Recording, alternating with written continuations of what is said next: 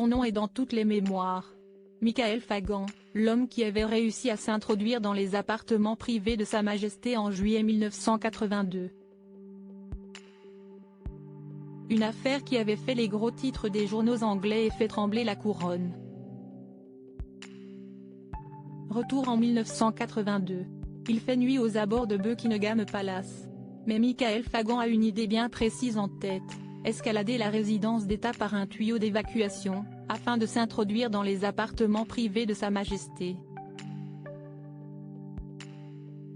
Défi ô combien interdit et dangereux.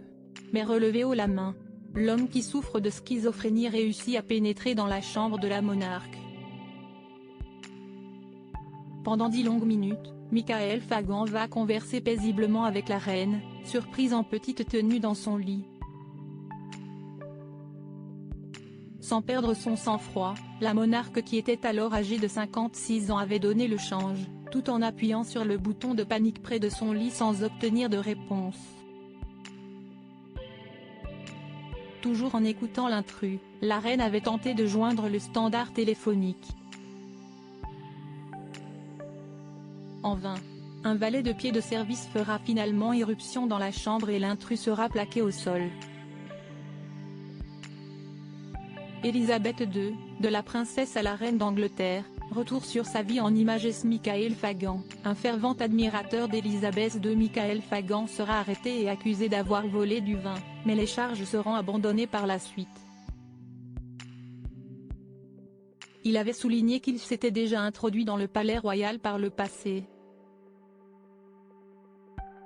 Un mois plus tôt, en juin 1982, Michael Fagan aurait pénétré par une fenêtre non verrouillée et se serait promené pendant environ une demi-heure en mangeant du cheddar et des crackers.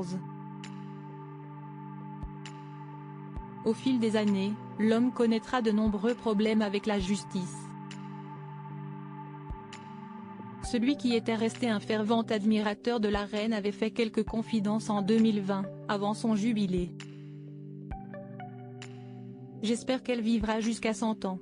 Si elle le fait, je lui enverrai un télégramme du 100e anniversaire, avait-il assuré dans les colonnes de The Independent.